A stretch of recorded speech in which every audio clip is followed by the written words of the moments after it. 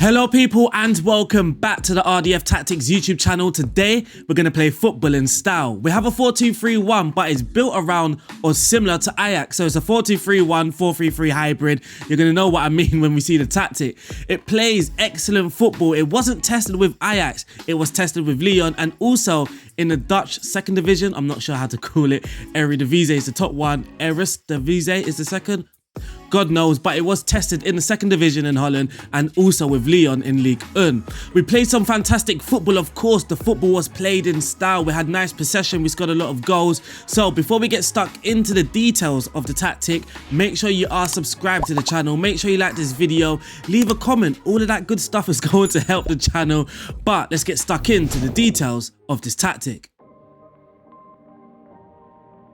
So looking at RM Sididiqui's tactical analysis on Ajax, which you can find on the Breaking the Lines website, I will leave the link in the description below. We're going to look at their build-up patterns and then we're going to try and replicate that for our own tactic in Football Manager. Ajax often set up with a 2+1 structure, with a DM dropping deep to provide close passing options to the two centre-backs, with both full-backs moving higher up the pitch, allowing both wingers to tuck inside into the half space. The left-back will drop to collect the ball, which allows the left-sided central midfielder to move higher to create a 4-3-3, whilst enabling all three midfielders to occupy three vertical lanes and creating a 3-1 shape in at the back, with the width being held by the left winger. Ajax tend to stack one side of the pitch to attract the opposing defence towards one flank, a strategy often in full effectiveness against teams that are usually in a mid-block or a low block. They are patient enough to look for specific spaces in between the lines and will look to disorganise the opposition's defence by drawing them out of their rigid positions. They stack one side of the pitch to create diagonal passing lanes, often forming triangles and diamonds. They combine this well with wall passes and bounce passes. Ajax are arguably the best team in the world when it comes to breaking down deep blocks.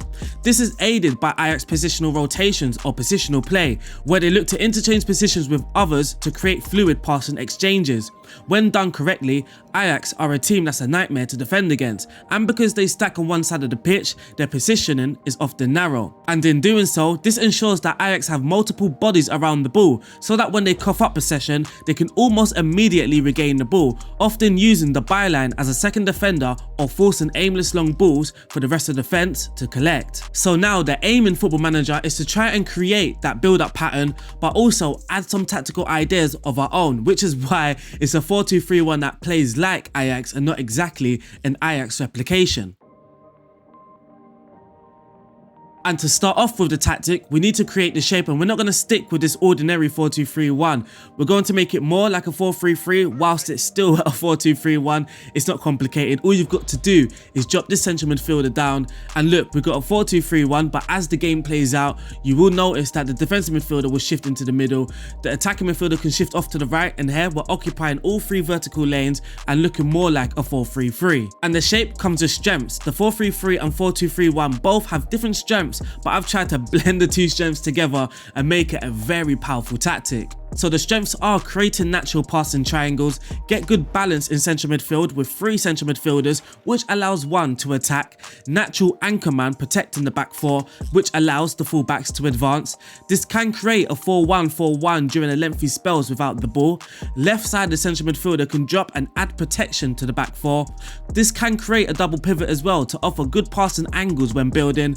Wingers can invert to create overloads in the half space, with fullbacks supplying the width. The centre forward is heavily supported by the attackers. So that's the strengths of this 4-2-3-1, 4-3-3 hybrid. And in this video, we're going to create the tactic, we're going to play a game as well, and then we're going to look at the results with Lyon. But it was also tested in the second division in Holland, but it wasn't the full season. We stopped at halfway just to get a good idea to see if the tactic would work out. So building this tactic, we're going to start out with the team instructions, the mentality. We're going to use attacking because we want bodies in the attacking third and we want to overload in that sort of area as well. We're still a heavy possession based style. The mentality shouldn't change too much. All we're doing is getting players further forward and overloading in the attacking third. Now for the in possession tactics, we're going to play out from the defense. Of course we are a heavy possession based team, and because we are, the passing directness is to much shorter, so we are going to be retaining that possession, but we want the ball to be moved quickly, so we're trying to transition from defense to attack at the highest possible tempo. In the final third, we're going to send in low crosses and we're also going to run at the defense. We want to utilize 1v1 dribbling, but also we want to use progressive carries. We want a lot of progressive carries, especially from the deeper areas. And that's it for in possession. We want short passes, but we want everything to happen at a very high tempo. Now for in possession, we want to regain the ball as soon as we lose it. So of course we have to counter press.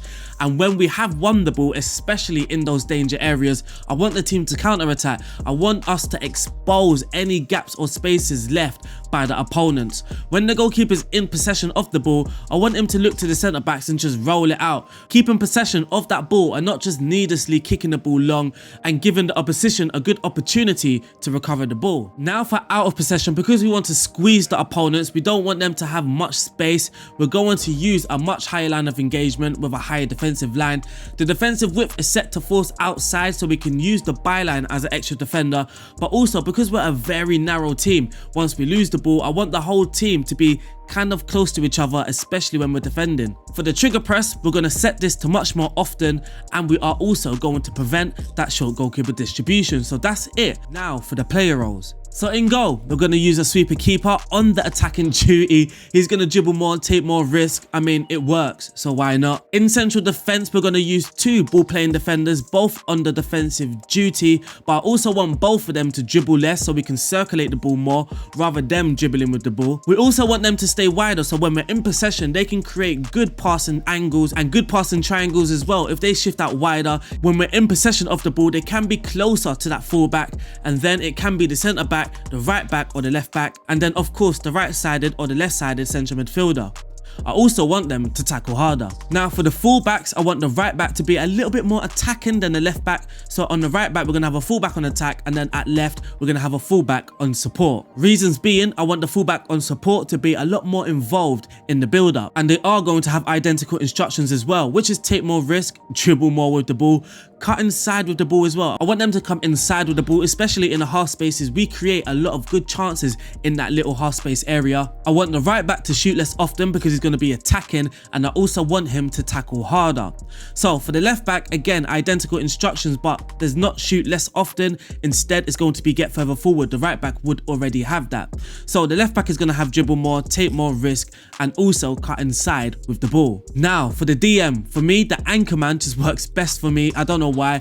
I've kind of played with the anchor man recently and it's given me very good results. So in this tactic, we are using him again, but we're asking him to mark tighter and tackle harder, be a little bit more aggressive and forceful out of possession. In central midfield, we're going to use a role that I've rarely used. I'm not sure if I've actually used it in FM22 just yet, but we are going to be using a roaming playmaker. I want him to move into channels to drag defenders out and get them out of their rigid positioning. I want him to dribble more. He can shoot less often as well because he is going to get further forward a lot. He's going to tackle harder and mark tighter. Or you can leave the shoot less often. If you want him to shoot more often, if he's got good long shots ability, then you don't want to lower the tendency for those long shots. In attacking midfield, we're just going to have an attacking midfielder on the attacking duty, and similar to the Roman playmaker, he's going to dribble more, take more risk, move into the channels, tackle harder and mark tighter. Out on the flanks, on the right hand side, we've got an inverted winger, someone that's a little bit more creative than an inside forward. He's going to be inverting and creating in this area here,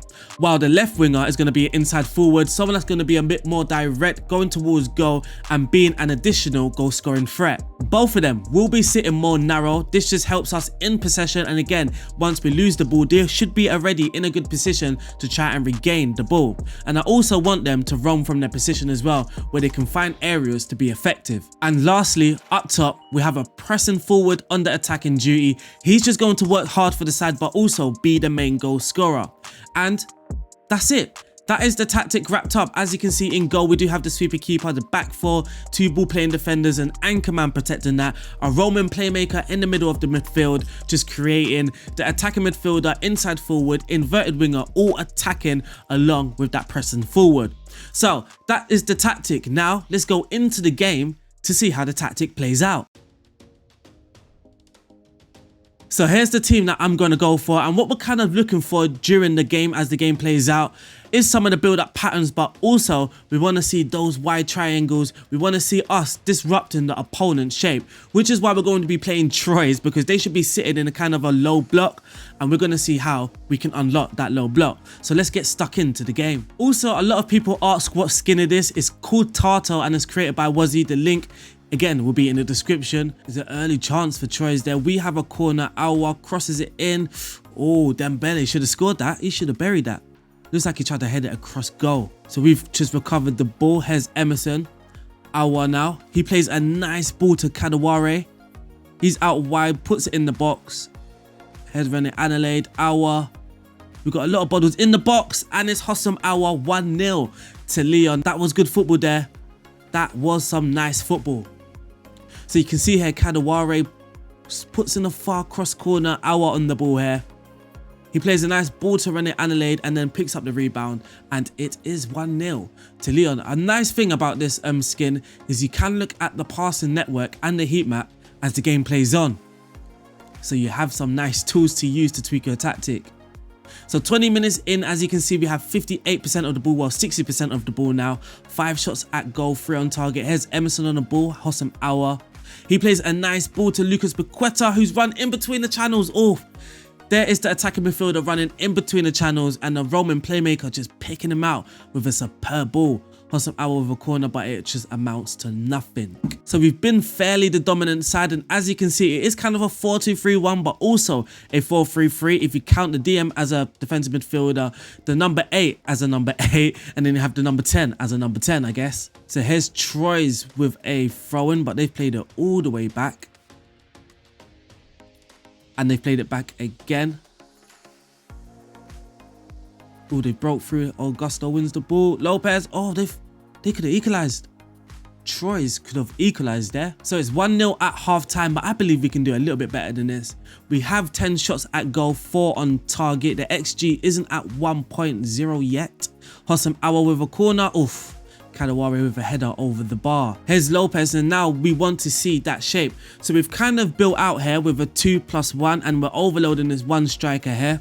Boateng is on the ball. The two fullbacks are giving us the width, and then the 2 inside forward are kind of in those narrow positions, almost in that half space. So Boateng's going to dribble out with the ball. He plays it to René Analysing, Emerson, and we're creating some nice overloads on the flank here, which creates space. René Analysing, Lucas Paqueta. Oh, we've hit the post. I mean, that would have been the perfect example. It almost was the perfect example. Hossam Awa, Kadewere. Oh, and Troyes gets it out. That was almost the perfect example. So you can see here we're heavily operating on the left-hand side of the pitch, but almost in that half space again. This can cause Troyes some danger, and it can cause them, and it can cause to disrupt their defensive shape. They've just hit the bar. They have just hit the bar. So here's Moulin with a goal kick now. Denier intercepts the ball. Lucas Paqueta running wide with the ball. Gusto, Thiago Mendes, Gusto again, Hossam Awa. Some nice football here. What are they going to do with it? Hossam Awa, René Analysing. And as you can see, we've got a nice rest defense. Oh, what a goal!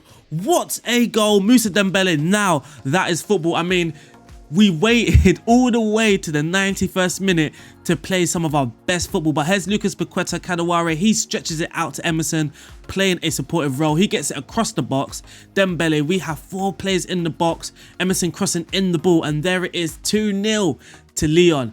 We ended that game, obviously, winning 2-0 with 20 shots at goal, 6 on target, an XG of 1.73, 61% of the ball, and we completed 90% of our 715 passes attempted. So that was a good game. Now let's look at the end of season results and see how well Leon done throughout the whole season, because as you can see, 7 games played and on top of the table. So here we are at the end of the season, and Leon in second place. PSG won the league, which is almost a given. It's going to be very hard to top that. They finished the league with 98 points. So how we were supposed to top that 98 points tally, God knows. But looking at the competitions, we won 30 of the 38 games played. We lost 5, 3 of those losses coming away from home. We lost at home to PSG, which is slightly disappointing, but we've never lost more than 1 goal. We also beat PSG away from home as well, which is a bonus. For the goals, Moussa Dembele, the top goal scorer with 37 goals. He managed to score 37 goals in 36 games, an excellent record. Shaqiri with the most assists, well, the joint most assists with Neymar and Hossam Aouar. But looking at the team overall, we scored the second most goals with 94 goals. We had the second most shots for, the second fewest or the third fewest shots against, sorry. Best pass completion, we come second with 91%. For the most possession, we come second again with 57%. Looking at the most clean sheets, we come in second with 18, joint with PSG. And for the fewest conceded, we come in second, 3 behind Marseille. For the dribbles made as well, we completed the most dribbles, which is a good thing. We are progressing with the ball a lot. Now looking at the player stats, Moussa Dembele, he was the top goal scorer with 37 goals, scoring 9 more than Messi. Looking at the assists, we have Shaqiri and Hossam Aouar joint top with Neymar. Most shots for Moussa Dembele is joint third. For the most man of the match awards, Moussa Dembele. Most key passes, Hossam Aouar and Shaqiri. For the best pass completion, nobody in the top 8. Most tackles won, nobody in the top 8. But for the most dribbles made, we do have Emerson creeping in 8th place. For the most clean sheets, Anthony Lopez with 16, and for the fewest conceded, Anthony Lopez in 2nd place with 24. Now we're in the data hub. When you are in a data hub, it's kind of key to use the information that's needed, which is important to you, which is important to the tactic. So for me, I'm looking at my attacking efficiency and defensive efficiency. I think no matter what tactic, those two are going to be key to look at. But we are going to be looking at possession because we are a heavy possession based team, and we're going to be looking at the movement, how reliable are we in possession, but also looking at the dribbles because we want a lot of dribbles. And then lastly, we're going to look at the team attacking stats. So for the pass map, we have a beautiful looking passing map here. So you can see some nice passing triangles out in those wider areas, exactly what we want. The attacking efficiency, you can see that we were aggressive and clinical. No team more aggressive or clinical than PSG. For the defensive efficiency, we were quiet and impenetrable. We had the best opposition conversion rate, which is just below or in between 7 and 8%. But for the shots faced against, we do come in 3rd with PSG with the least, Marseille with the 2nd least, and then it is Lyon. Now, looking at the possession, we done well winning the ball, but we were also reliable in possession, exactly what we want to hear. And for the movement, we made lots of dribbles, and again, we were reliable in possession. But because we are attempting a lot of dribbles and because we are moving the ball about quickly, we can be a bit loose in possession. Though we are reliable in possession, you can see we're almost making it into the loose area. And now lastly, looking at the team attacking, you can see that we scored 2.5 goals per game. We had 15.7 fouls against us per game. We were creating 2.26 expected goals per game, so we are overperforming, which is good. For the shots per game, we are creating 17.92 shots per game, with 45% of them being on target. And for the dribbles per game, 13.68 dribbles per game, which is way above the league's average. Now let's look at the squad stats. Who were the top goal scorers? Who scores the goals? Moussa Dembele, 50 goals in 51 games. Ekambi scored 13 goals. We have Tino Kadewere on 11, alongside René Adelaide and Lucas Paqueta. Xherdan Shaqiri on 10 goals, but 17 assists. And that there wraps up the Lyon results. Now let's look at the results that we got in the Dutch 2nd division. So here we are with VVV Venlo. I believe that's how you say it, or VVV. VVV or VVV, I'm not sure, someone Dutch can tell me in the comment section. But as you can see, we've played 19 games so far and we are on top of the league. But just to see how decent this result is at the moment, we can go to the club info, look at the general, and we are predicted to finish 6th according to the media. But at the moment, we are on top. We've played 19, we've won 14, drawing 2 and losing 3. Those 3 losses, 2 of them came away from home, and we lost at home to FC Eindhoven. Now looking at the squad stats, you can see that we have the highest points per game. Of course, we have scored the most goals so far with 52 goals. We've had the most shots for, fewest shots against. When it comes to the pass completion, we come in 4th place with 90%, but with the most possession, we come in 2nd place with 59. For the most tackles won, we are in 6th place. For the most dribbles made, we have made the most dribbles, which is of course very similar to Lyon. For the most clean sheets, we come in 4th place at the moment, and for the fewest conceded at the moment, moment, we are in second with 19. We do have the joint top goal scorer at the moment, and for the assists we have 3 players in the top 8. For the most key passes we have 1 player in the top 8. His name is Aaron Bastions. He's 19 and he's played 63 key passes so far. For the best pass completion, nobody in the top 8. For the most dribbles made, we do have Tobias Pachanik. I believe that's how you pronounce his name. He is a fullback, so again, similar to Leon, it is the fullback making a lot of dribbles.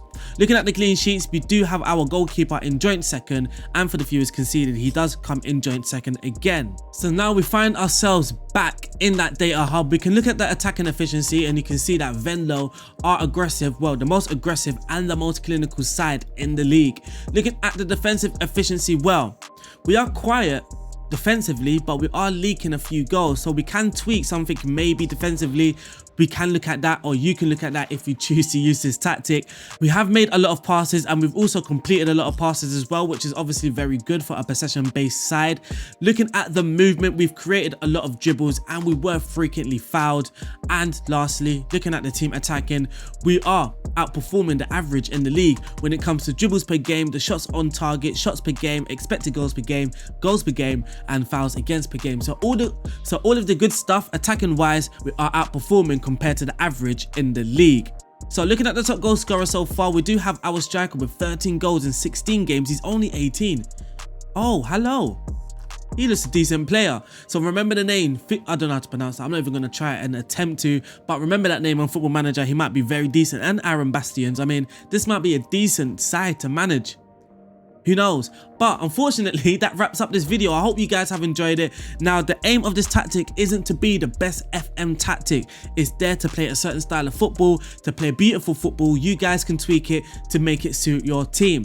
So that's it from me. I hope you guys have enjoyed it. Make sure you are subscribed. Make sure you like the video. Leave a comment. All of that good stuff. I will speak to you guys soon. Shout out to all my Patreons. Much love and God bless.